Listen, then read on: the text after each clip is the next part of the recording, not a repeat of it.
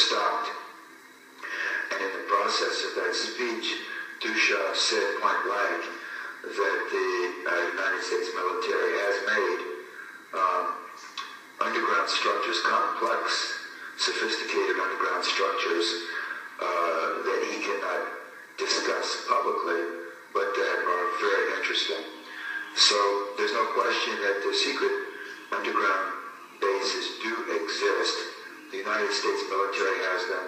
Other countries have them as well. And by the way, it's not only the military of the United States or of other countries,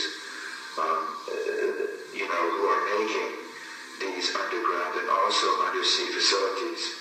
Other agencies and organizations do it as well. All that is needed is the requisite will, funding, expert personnel, and technology.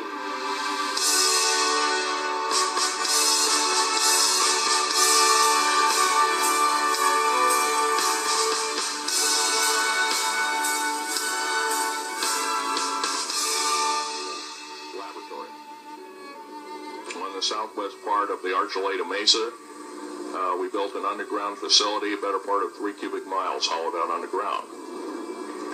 Then to the southwest of that, we were in the process of the early stages of building. We drilled 4 large tunnel-like holes. It is possible to create an underground or an undersea base virtually anywhere on planet Earth.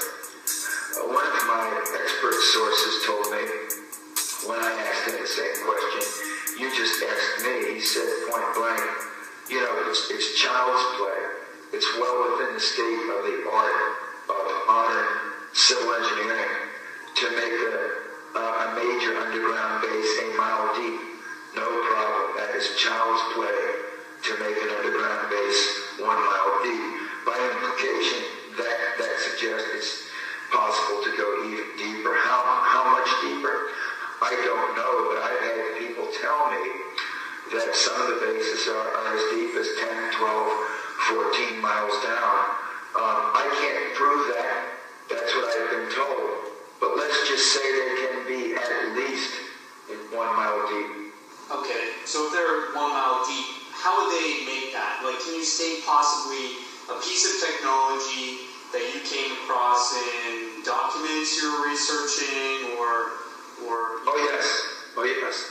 Since at least the 1950s, the mining and civil engineering industries have had the capability to sink major shafts straight down 1, even 2 miles or more, and then to tunnel out from the bottom of these shafts, whether for mining purposes or for other purposes, into tunnel complexes. Well, the most common form is to use very hard cutting heads on the tunnel boring machines that rotate. It would be like a huge version of the drills used in the petroleum industry and natural gas industry to drill very deep underground boreholes. Only these would be used mostly, not only, but primarily in a horizontal mode, and would have a far larger diameter. But yes, the cutting head would use diamond heads and extremely hard metallic alloys that would cut away the rock and gouge their way through. And then behind the cutting head, there is a system of conveyors that take the crushed rock back behind the machine, and it can be carried away down the tunnel either by conveyors or through a slurry pipe or through gauge railways. All 3 of these methods are in wide use in the mining industry and underground tunneling industry. I've heard theories of also nuclear-powered drills. Yes, I cite this technology in my first book. These are called subterranes, subterrene. Subterranes are nuclear-powered. They use a small fission nuclear reactor. The nuclear reactor is contained within a machine. It heats up a reservoir of lithium into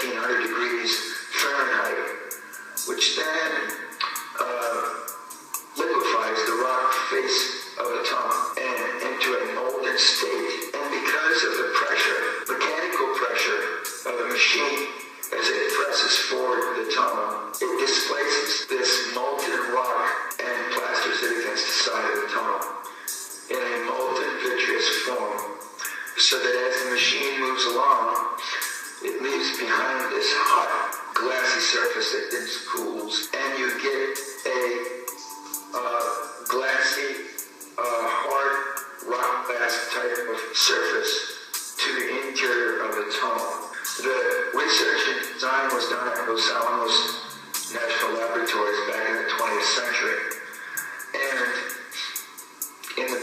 right about towards the end of the Vietnam War and coming forward, there was an R&D effort, and there were some patents granted to the research team at Los Alamos.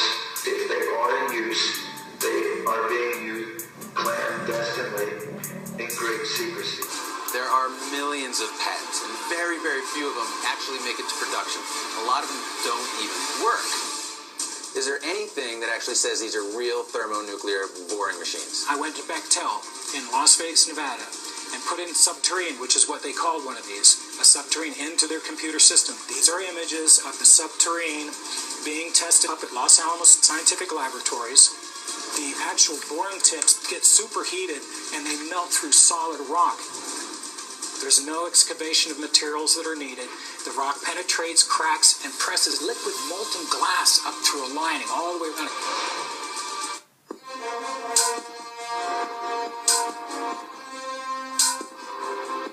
Deep underground military bases.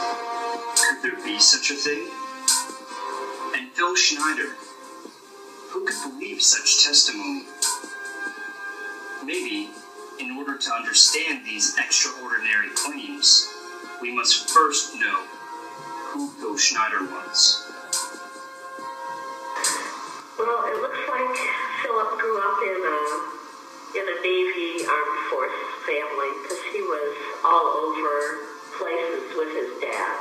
So one of the places they went to was Washington, D.C. So let's see, while he was young, I think they also went to London. London, England? What years would that be? It was in the early 50s, 1950s. And one of the letters that Oscar wrote about the autopsy of the Philadelphia experiment crew member was actually done while he was in London.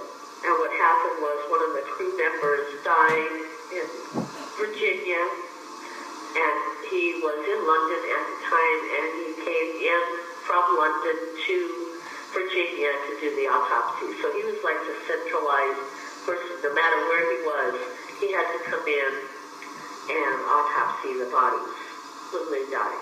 Philip's father, Oscar, was finding in the Philadelphia experiment the items that he was pulling out of their back of their eyes and their arms and their legs, these little things that looked like transistors. That's exactly what they were. They were little surveillance items that were placed into the bodies of the Philadelphia experiment crew members.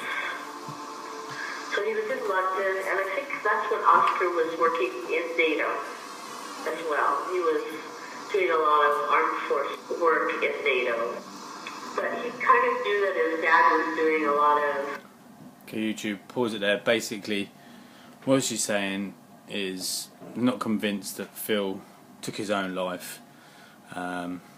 He was blatantly murdered. But I'm going to leave it there. I'm going to put up part 3 now. That'll be the final part of the video that I'm going to be posting. And peace, people. Look out for part 3. Believe in better.